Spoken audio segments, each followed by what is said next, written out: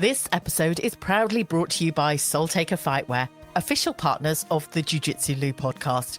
From premium fightwear to fully customized gis, Soul Taker helps athletes and academies create kit they're proud to wear. I love my own custom Jiu Jitsu podcast gi. Ready to design yours? Get in touch with Soul Taker Fightwear today. You're listening to the Jiu Jitsu podcast, and I'm Lou Temlett. I know you're having a good day because either you've been on the mats, considering getting on the mats, or maybe you're learning from everyone. I'm so happy you're here listening or watching this episode. Please don't tap out before the end. When you want to build a community, become a head coach. I'd like to welcome Andy Harris. Andy, how are you doing? I'm good, thank you. Thanks for having me. You are very welcome. Welcome back again, and congratulations on your black belt. Thank you. Because the last time we spoke was nearly 100 episodes ago. I know, I can't believe it. It was just like, wow, that's so long ago. So that was back in October 2024, when I'd been running for about a year. I'd had my 1 year open mat celebration over at Rising Tide in Weston-super-Mare, and just picking up some momentum a couple of years ago. But here we are. Yeah, absolutely. Yeah, it's great. It's great. I'm glad we've kept in touch. You're doing an amazing job. You should be very proud. Thank you.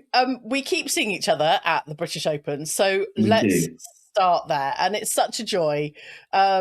You're quite a tall gentleman, so you're easily you can be easily spotted across the crowd, and I'm always really grateful to see a smiling face from you. Yeah, sure, absolutely. And straight back to you. Yeah, it's lovely. So, how have you been performing at the British Opens recently? Yeah, so I've been very fortunate. So at brown belt, I won the British Open middleweight twice. So I'm 2 times British champ at brown belt, I guess you can call it that. So yeah, no, I'm very happy. I've performed really well, like really focused on my training, really tried to sharpen my game at brown belt, kind of just really focus on what I think I'm good at.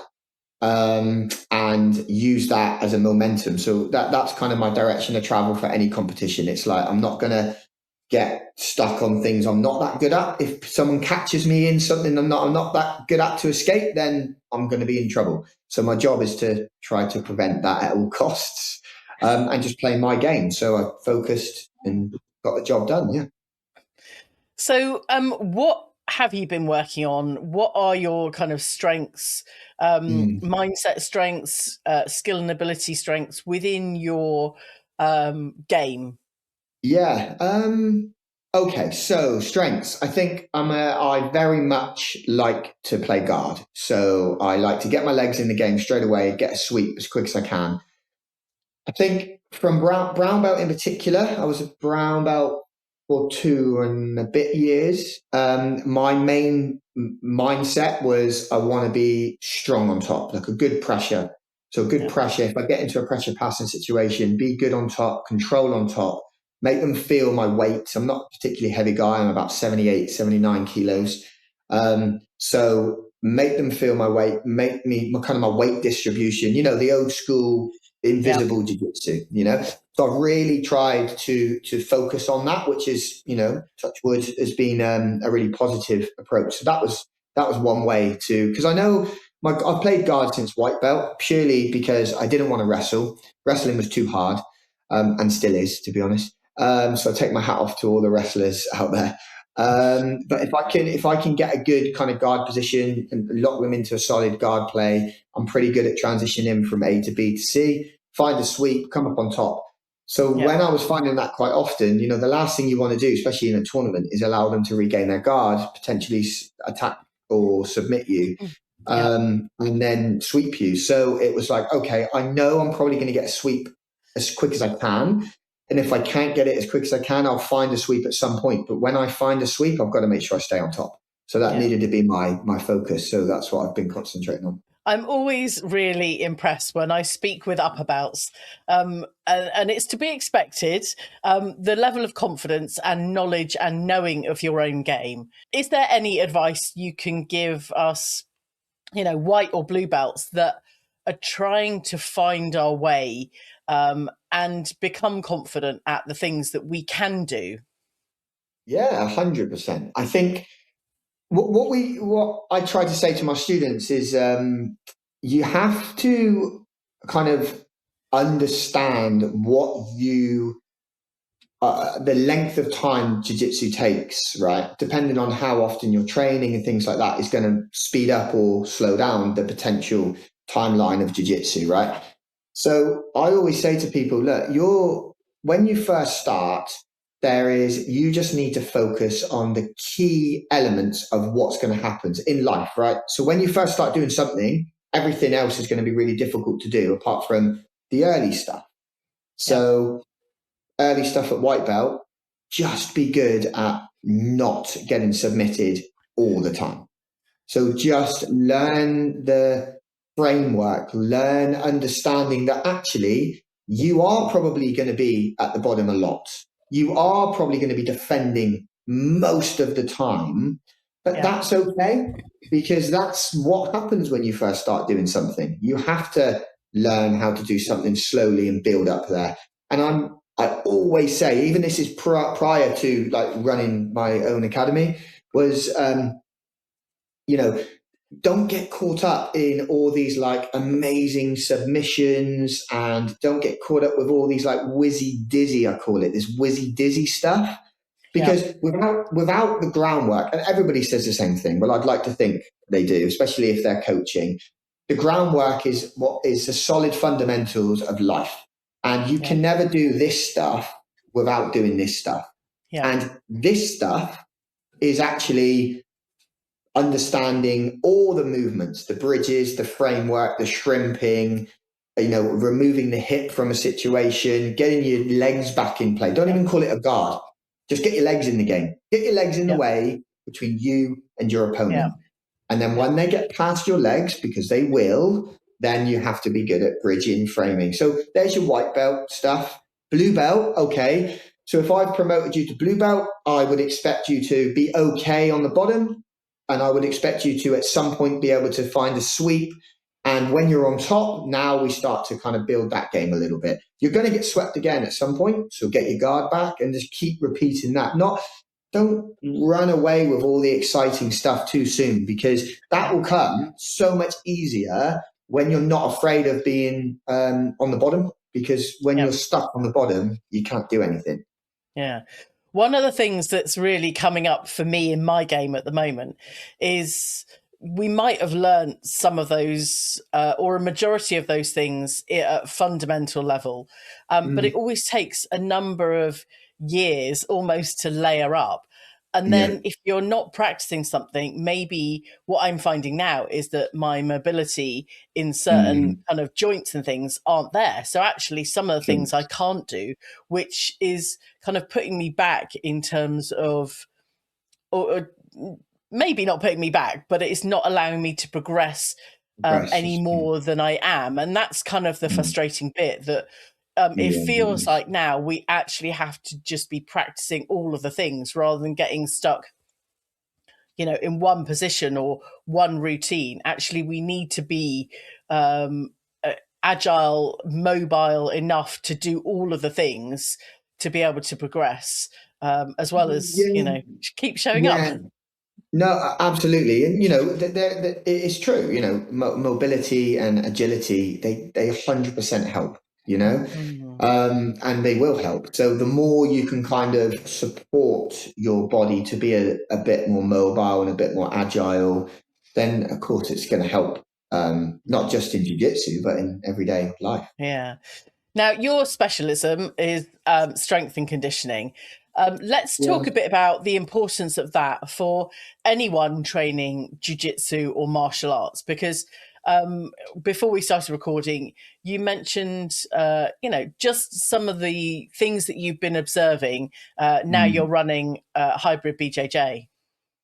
Yes, a big up hybrid BJJ. Okay, so no, I think one thing that I really do notice, prior to like kind of overseeing a number of fighters, and now obviously having the opportunity to do that, is I don't see enough people, and I'm not necessarily talking about those that compete or even like the MMA side, because I'm sure we'll talk about it a little bit later, but hybrid's well known for the MMA side as well.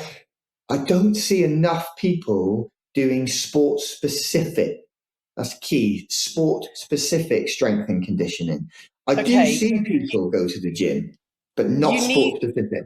Okay, so you need to explain what Yeah. sports specific S&C is, because I'm Yeah. not sure I completely understand. Yeah, no, of course. So sports, so this is my opinion. Okay. I don't have like the Google here next to me to give me the exact terminology.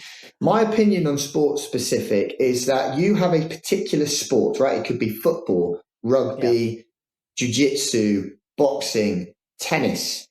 And there are certain planes of movement. There are certain elements of that you will do. So let's take a tennis player, for example, right? So a tennis player, short bursts, up, back, left, right. They've got a lot of rotation when they're hitting the ball, back yeah, rotation, forward rotation. So their style of training, and I've worked with tennis players before, so their style of strength and conditioning would be different, especially within the mobility work, to yeah, something uh, like a rugby player, for example, because the two dynamics of the work are completely different from a sporting, like biomechanical movement side of things. I don't want to get into the science too much, but yeah, essentially, getting strong is simple, right? Squat, hinge. So let's say a back squat or a Zercher squat is my personal one, and a deadlift, right? So there's your yeah, hinge and there's your squat. You need a big push and a big pull. So you need like a bench press and maybe a lat pull down. And then you need some sort of carry, right? So a heavy loaded carry for grip strength and for just general, very good for get strong, right? So if you yeah, can just put those five elements, push, pull, hinge, squat, and carry into a program, that can be for anyone. If you just yeah, want to get strong, just do those five things. But then you've got to be more specific to the load that you need. So, for example, the jiu-jitsu guys that I work with, we're looking at those main elements of work, but we're also like unilateral stuff, so single leg work. Because in jiu-jitsu, there's an awful lot of like spider guard, for example, single leg yeah, work. Just being able to shoot a leg, a single leg, a double leg, takedowns, throwing in judos, lots of single leg work. yeah, So I think unilateral work as well is really, really important. Like a single leg press or a single leg extension. Lots of glute bridges off the floor. So if we think about bridging itself, backs on the floor, having to raise those hips, from a mount position, having to, yeah, bridge off somebody. So glute bridges, that would be a very good sport specific movement for jiu-jitsu because it correlates towards the two. yeah, A barbell floor press. So rather than doing it off a bench, you'd yeah, be on the floor. You'd have your barbell above you, and you'd push the barbell from the floor. So if we think about it being sport specific, why would this question for you here, Lou? Right? yeah. Why would a barbell floor press be more sport specific than a bench press for jiu-jitsu? I will be framing, so that's my aim. There you go. Because our elbows can't go Yeah, lower than a mat, can they? yeah, So if your elbows are here and you're framing and you're having to push in these motions, not extend the yeah, body, but having to have a strong framework and it's a power yeah, movement here to bridge out some explosive movement, then yeah, why would I ask my guys to go below the plane of movement that you're not going to be able to do? And I don't mean I'm going to make them do that for the whole of their program, but there will yeah, be large elements of sport specific power movement, yeah, strength movement. yeah, So that, for example, is one of them. A deadlift is massive. You're in close guard, you're having to posture up, so you need a very strong posterior chain. If someone's grabbing hold of your gi and they're trying to wrench you down, you yeah, need to be able to break and have a nice posture. yeah, Then from there, let's just say you go the conventional way. You take the grip, you take the hand, you stand up on one leg, you get nice and posture control, you walk forward, you take your base. Well, that's very much a deadlift position. You're down, you're having to Yeah. come up, great posture, keep that back nice and straight, or even a Zercher deadlift, very, very good for wrestling and things like that. So there's sport specific movements for you. I love it. That makes complete sense, because overworking that motion when that's not the thing that's required, even, like you're saying, the bench press, you're never going to use that full range of motion. If you're No, going from the mat to framing, then exactly. it's how you use that limited and work that limited motion to get the most strength out of that Exactly. particular Yeah, thing. you're going to I've generate got that power and that strength from a certain position. So that's what I Yeah, mean when it's sport specific. Not, yeah, not every single movement. Just going in and I see this stuff on Instagram. It's ridiculous. Some of the things that are doing, they involve a gi and things like that. You don't need to do that, in my yeah, opinion. You just need to develop good movement patterns and be yeah, more specific to the sport that you're doing. And if you don't have enough knowledge about that, then go and speak to somebody who does, go and yeah, get a coach who does, or do some research around what that is. But you'll find getting strong is pretty straightforward. You just need those yeah, five main things, but it's how you specifically put them into a program. And I don't see a lot of people doing that enough. I just see them doing bro yeah, splits like they want to be Arnold Schwarzenegger. And it's like, well, that's not specific, is it, to what you're trying to do. Why would you want to go and deadlift 250 kilos? So when are you ever, from a jiu-jitsu perspective, going to have to deadlift anyone that heavy? Like, it's just, yeah, that's not specific. But get super strong in and around 100 kilos. If you're an yeah, 80-kilo fighter, you'll never have to deadlift more than that. So go and yeah. get good movement patterns, go and get super strong, go and get powerful in what's specific to you. No, that's also put a lot of kind of framing in my mind. You're working towards what is in your range for matchups.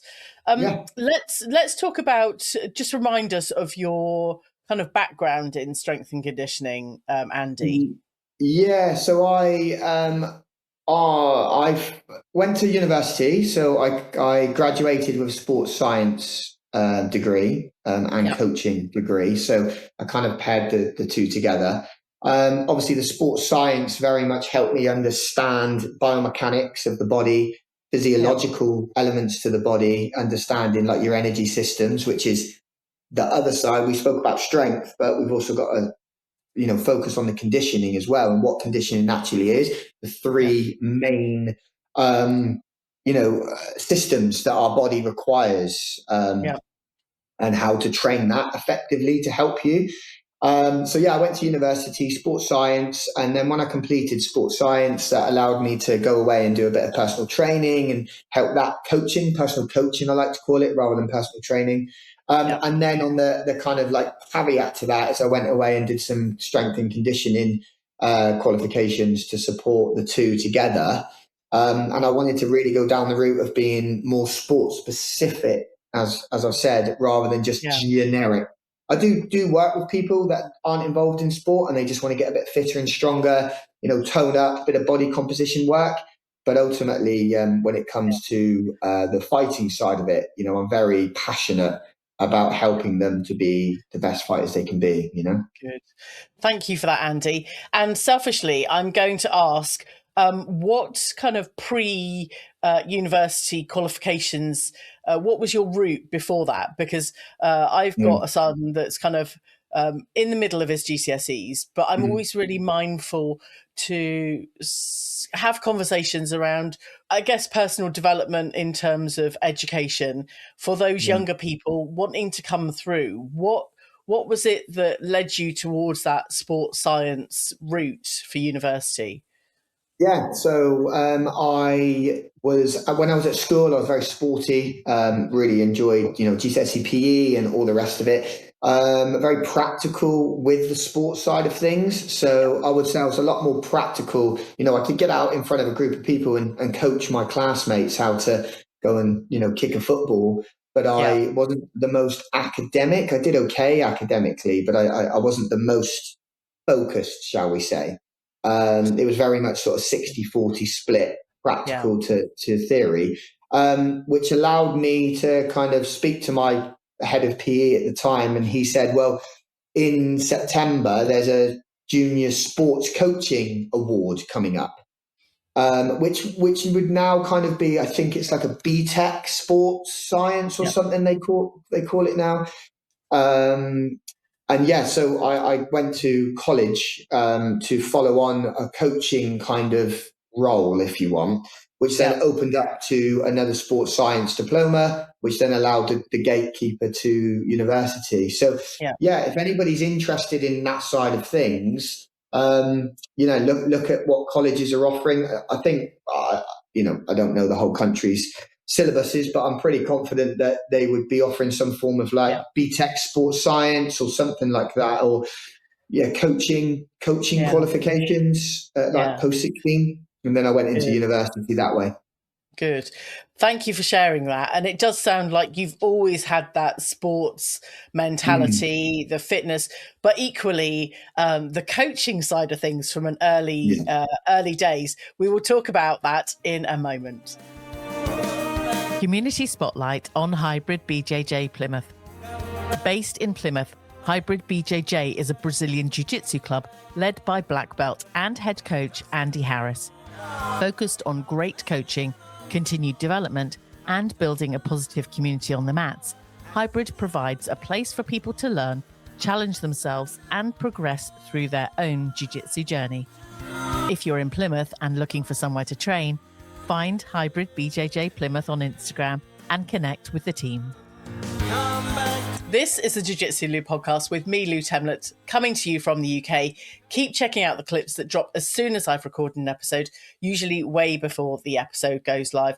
And as always, please like, subscribe, and follow on every podcast platform that you listen or watch this episode on. Today, I'm having a conversation with Andy Harris.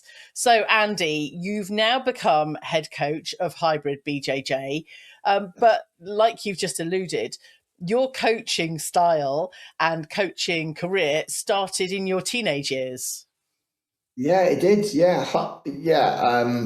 I started coaching when I was about 16. Not obviously jiu-jitsu, but in general coaching terms, being able to plan sessions and understand how to break things down and deliver. I've kind of now been doing that for 24 years now. Yeah. Congratulations. That's a good kind of bank of coaching time. Absolutely. Yeah. Learn off people. Just kind of like, I reckon my coaching style is if you imagine a pie chart, I've got a piece of my own identity, but then I've got a little bit of this that I liked off someone, a little bit of this, little bit of this, little bit of this, little bit of this. And I've added it all together to try and mold the coach that I am today. So, yeah. Yeah. Nice. So let's also talk about your black belt promotion. You've been in the sport a number of years. Talk to us about your promotion and how that happened. Thank you. Yeah, it was a very emotional day. I've been very fortunate enough to have some really good people, past coaches and present coaches. So I just want to say thank you to everybody who's ever shown me a little bit of time. That's not necessarily coaches as well. That's, previous training partners that have spent time with me in the early years saying, oh, try this, try that, try the other, and giving up their own time to help me. And of course the coaches, prior to where I am today and currently. So I just want to say a big thank you to them. So I was promoted to black belt. So I've been training jiu-jitsu just over 8 years. I've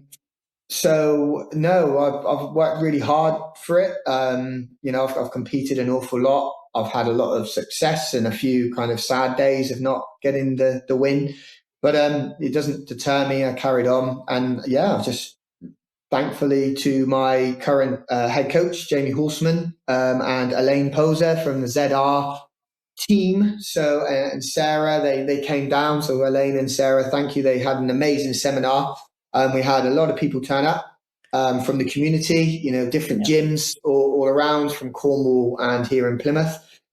And my coach, Jamie, he said to me, Andy, do you mind if I do a promotion at the end of the seminar?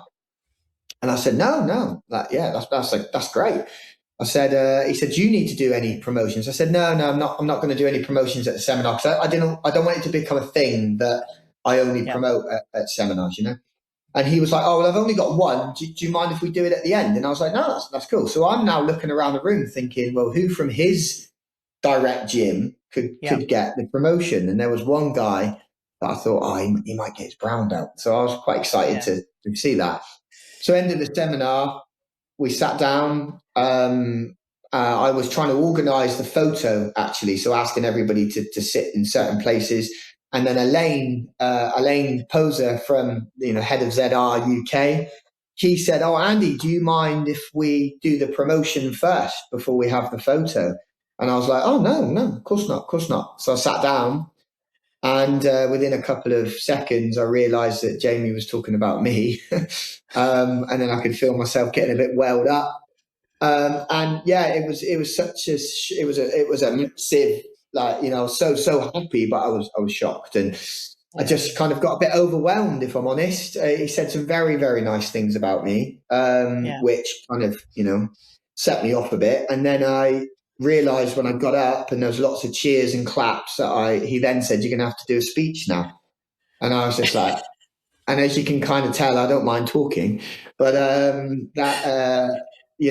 was that was hard. That was really hard. I had to make a joke in order to stop the tears so that I could then focus. But Yeah. no, it was an amazing feeling. Yeah, so I'm really really proud of all the efforts I've done, and yeah, so it's good. Yeah. Amazing. I loved hearing that story because you not having any clue whatsoever that you're going to be promoted to black belt. Honestly, I thought he might give me a strike. So I was 3 stripe brown belt, Yep. and I thought he might give me a strike because I think what made it so special for me was that that day Hybrid became an official affiliate to ZR, Yeah. which is something that Hybrid told me prior to me coming across to be the head coach that that's what they wanted to do. They wanted to link in with Jamie Horseman at Centaur. They wanted to link in with Sam Gilbert down in Liscard, who have been amazing to support me. I just want to say thank you, Jamie, Sam, James Anderson, and Jamie Carr have been a fantastic support. There's so many other people, but they're the main black belts Yeah. that have really helped me prior to me becoming Yeah. a black belt. And yeah, they've just been really helpful. And then when Jamie said, the plan is to have Hybrid under ZR with the rest of Centaur Stable and a few other gyms, and I know, we've got a really good relationship with a lot of them. But I didn't know when that was going to happen. Yeah. But I knew it was going to happen, and I had no say in that. That's what they wanted to do. So it was kind of like, okay, I'm now going to become an affiliate to ZR. But when is a new thing. So when it was eventually announced, I was like, fantastic, this is great. I can eventually really allow the club to be an affiliated to an amazing organization and really blossom from that point. And Yeah. that was what I really wanted to do from the get go once they said they were going in that direction. So, we were affiliated. It was amazing to have Elaine and Sarah down. They did an amazing seminar. And then, of course, the cherry on the top was the promotion. So, yeah, Amazing. thank you. Now you mentioned about having to crack a joke. Do you remember what it was? Yeah, a lovely lady called Angelica, who's injured at the moment. She was taking photos of the day, and whilst everybody was clapping, and I had the belt put around my waist, Jamie then kind of like pulled me in for a hug and said, "Mate, you're gonna have to give a little speech if you're up for it." And I turned around, and of course, when I turned around, everybody like went silent, and I was just welling up and crying and like just overwhelmed. And then I noticed that she's got the camera on me completely in floods of tears. So I had to say, "Oh, I hope you're not filming this." And then, everyone started laughing, which made me feel better. So then I could focus a little bit more.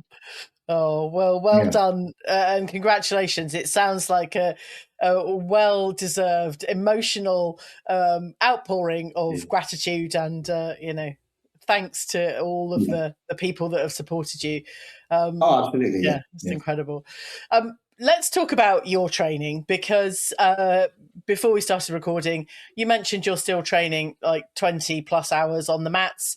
Yeah. For what purpose? As a master's, are you master's 3 now? Yeah, Masters 3, 42 I am. I know I don't look it. Yeah, 40, no, 40, 42. Yeah, 43 in April. So, how are you? Obviously, you're a coach, and you're getting in that many hours, but for your own training as well. Yeah. So I had this conversation with one of my white belts the other day, actually. He said, so Andy, how do you class your teaching as time on the mats? Because he asked how long I was still training.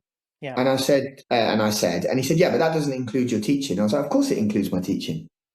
Because I said, when else am I going to have the opportunity to drill? I said, when I'm teaching, that's me. That's my time to drill. That's my time to say, right, guys, if you put your hand here, this happens. And then I drill it. And then I'll do it again. Then I'll drill it. And then I'll do it again. Then I'll drill it. So every time I teach, and this is, this is me again, personally, how I genuinely believe I have progressed quite quickly is because I've been teaching since I was the end of the blue belt kind of time.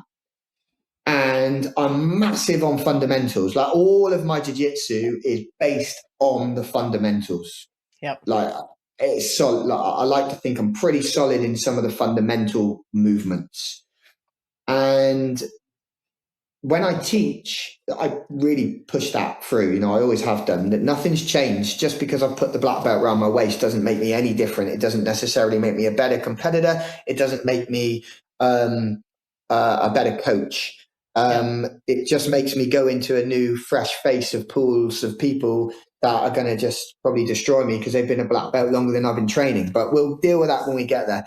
But I think when I'm coaching and when I'm drilling the position that we're working through, that is again repetition. That's time that I'm putting in to do the same movements time and time and time and time and time again because I'm having to coach it. So I go in very clearly on my mindset of what I'm teaching, of the whole syllabus is written out for all my coaches that I've got. We have meetings every 3 months. We sit down and run through the syllabus. We talk about everything.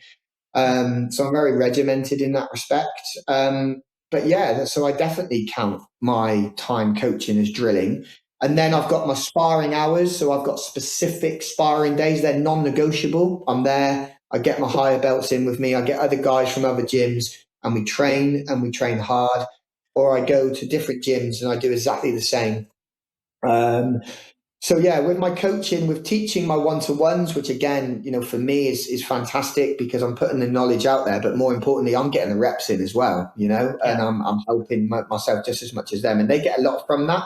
And we'll troubleshoot, and they'll be like, right, okay, well, if you move your foot to this direction, how does that feel? Where does my weight shift? Where does that shift? So whilst they're learning, I'm also passive learning because I'm going, yeah, actually, if I do put my hand there, then my weight shifted this way and that's not going to be good. So then I have to shift my weight that way.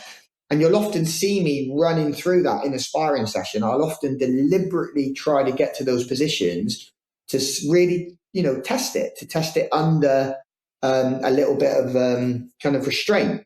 And it's the best way to learn, I think. So yeah, my sparring, my one-to-ones and my class coach, because I coach a lot of lessons as well. Add that together, you're easily hitting 20 hours. So yeah, it's good. Good. What has changed the most since getting your black belt? Do you know what? I've got 3 brothers and we all do jiu-jitsu. Right. So I've got a brother who's slightly closer to my age, who's a 4-stripe purple belt. He doesn't train as much anymore, but he's got the knowledge. Yeah. And I've got 2 younger brothers who are going to be very good. One's 18 and one is 20. They're both mid of the blue belt levels now.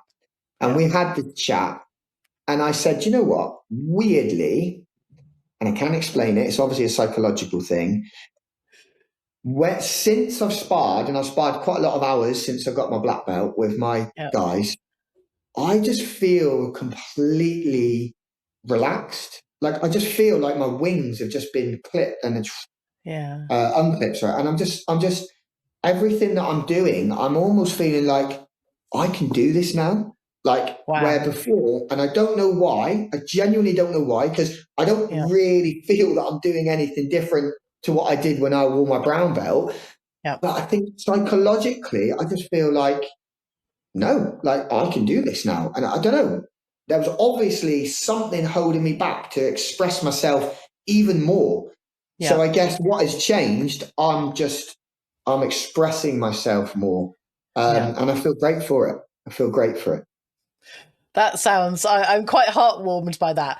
And it does feel like you've taken even more ownership of your own ability and skill and capability to do jujitsu, and almost with a shoulders back, this is mine now, where Yeah. you might not have had the permission to completely own it. But I mean, Yeah. Absolutely it, right, Lou. I think that's a it's, really good way to look at it. I think that there's a stigma attached, and rightly so, to the black belt. Super hard to get.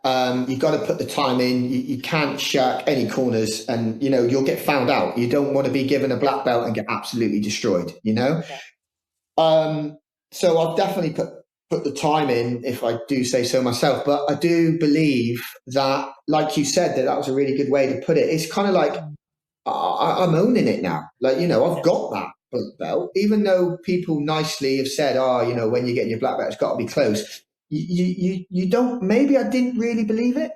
yeah, And it's kind of like, I've always looked up to coaches, past and present, and that black belt, you know better than most people that it holds something. It means an awful lot to people. Especially in that jiu-jitsu world, because you know what you've got to go through to get that. yeah, And what it brings with it is you having to step up to the plate, yeah, and be that respectful, honourable black yeah, belt, yeah, and also, as a head coach, there comes a lot of responsibility, a lot more than I had when I was kind of a second coach. yeah. Um, but yeah, just shoulders back, and you're just like, I've got this, and I'm going to show you. I can express myself, Nice. 42 or not, I'm coming for you. So yeah. It's good. I absolutely love it. And it just demonstrates the kind of pride and joy that you have in your Oh yeah, own game, which is great. I yeah, want to talk a bit about community, because as a head coach, one of the responsibilities is kind of building that wider community, whether that's new people coming into the gym or connecting with gyms in your area or even further afield. What is the most important thing for you in building the community? yeah. Community's massive for me. Like, it's super, super important. Jiu-jitsu. They're saying jiu-jitsu's for everyone. Okay, it is. It's absolutely for everyone. And it doesn't matter to me if I'm a head coach of a ZR affiliated gym or not. If you want to come and train and you come from a different gym, come and have some fun. Put your gi Yeah, on, put your rash guard on, and let's just tap hands and roll. Because that is, for me, that is jiu-jitsu. We are not in 1970s Rio de Janeiro, where you're not allowed to even mention another gym without scrapping on the beach. Like, come on, it's 2026 and I live in Plymouth. Do you know what I mean? Like, yeah, let's just train, let's yeah, tap hands, and let's just roll, and let's enjoy each other. Let's learn off each other. And I couldn't care less. Like, I've got one of my purple belts who's really good leg locker. He's taking one of my classes on Tuesday for me because he's way better at leg locks than me. I don't let them get a leg lock on me, but if I do, I'm in trouble. yeah. And That's but be humble, and just be yeah, like, let's learn. You're going to help yeah, me learn. You're going to help the students learn, and we're going to do it as a team. So it's not just about the community from the other gyms; it's about the community yeah, that you create within your own entity. And I yeah, am massive on that, and I made that very clear from the get go to everybody down at Hybrid who have been amazing. Big up Hybrid, all the coaches down there, but that's fact. We're a team, yeah, we're a community, and we will work together. And there will absolutely be no egos at all. It's just not happening. And if you come from another gym, come and join. I'll always be welcoming. And I think we're proving that. We've got such a lovely reputation. And it's great. It's amazing, and people want to be part of that. I'm going down to Newquay on Wednesday to teach a seminar for 2 hours. I've made friends with the guys down there. Yeah. 6 months ago, I would never even heard of a Newquay gym. Yeah. They exist and they're really good, but because I was in my own little bubble, I just stayed around in Plymouth. But I'm really pushing out to the community now, and I love it. I absolutely love it. I had a guy on a recent episode, and he was also in his 40s and kind of talking about connecting with other guys. Unless you're kind of part of a sports community, then there are very few options to be able to network sociably with other guys. Talking about women as well, but being able to have that camaraderie, just the friendly space that's non-confrontational. It's not confrontational, but it's just having that space to go, I'm here, this is me, and kind of go from there. Yeah, it's not, you don't feel judged, right? And if you're going into a gym where you feel judged at any point by a team member or indeed the coach, then that's toxic and you need to get out of there. It's as simple as that. It's not about judging people, it's about helping people, and everybody are on their own journey. So I've got nearly 60 fighters under our umbrella, right? Some are crossover with MMA and some are purely jiu-jitsu. Yeah. And every single one of those people are completely on their own journey. Doesn't matter if they're the same age, it doesn't matter if they're the same weight, it doesn't matter, same gender, they're on their own journey. And every single person will be supported along that journey, and they will find their way wherever they decide to go. And that's key for jiu-jitsu. You can't just have one size fits all for people. You just can't. Andy, it's always a pleasure chatting with you, and I hope to come down and train at Hybrid very, very soon. 100%. Thank you. You mentioned family. Have you got any shout outs to people that have supported you along your journey? Yeah, absolutely. There's too many to say, but I think every single person that's ever coached me, from when I first started training, like I mentioned it in the previous podcast, Ryan Honeyman, he was massive, coach for me. He was the first gentleman that I ever saw got promoted to black belt as well. So that's kind of etched in my brain. There was Kenny Baker as well. When I first started training, he was head of the gym down there as well. And I can't not thank him because he introduced me to jiu-jitsu.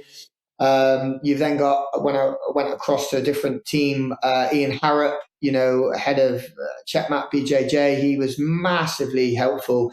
Alongside a very important person was Ricky Bellingham. So if you are watching this and you've heard of Ricky Bellingham, he's head of the Army BJJs, still going out there and winning at black belt. He's been unbelievable. And even since I've left, he's been massively helpful. There's a gentleman called Danny McMillan who I've never been under Danny, but he did do some one-to-one training with me. He's a very, very high-level gentleman. He does a lot of self-defense jiu-jitsu rather than sport jiu-jitsu. But knowledge, unbelievable. So that's massively helped me as well. But of course, right now, the team around me are just, I feel absolutely, overwhelmed really sometimes with the support that they're offering me still. Jamie Horseman, who promoted me. James Anderson has been an absolute legend and still is. Jamie Carr and Sam Gilbert. So a massive thanks to every single one of them. And honestly, there's so many more people, teammates in particular, but those names, I think I can't not, even if I don't talk to them anymore, I can't not thank them because they're very, very helpful from when I first stepped on the mat. So thank you. Incredible. And you mentioned about competing. I'm not going to get you to name all the competitions coming up because rightly at black belt, you could be fighting or matched with someone that has been on the mats even longer than you've been training completely. So I wish you all I wish you all the luck. I hadn't even thought about that in that concept, but I've got a decade or more to go yet, so that's absolutely fine. Andy, thank you so much. I wish you all the best on your coaching journey and everything else, and thank you for bringing so much positivity to the show.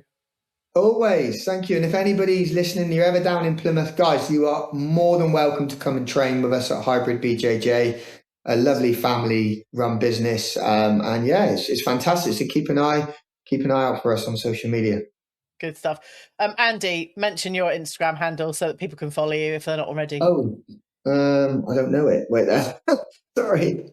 Okay, it is Andy _BJJ_Harris_fitness. Go and There follow you go. Andy. So quite long, but yeah, go send us a message, guys. Say hi. Great stuff. Andy, wishing you all the best. Thank you, Lou. Cheers. Thank you so much for listening or watching this episode. Please tell your friends about this show, and thank you for already telling your friends that you have already. I will catch you again on the next episode of the Jiu Jitsu Lou podcast.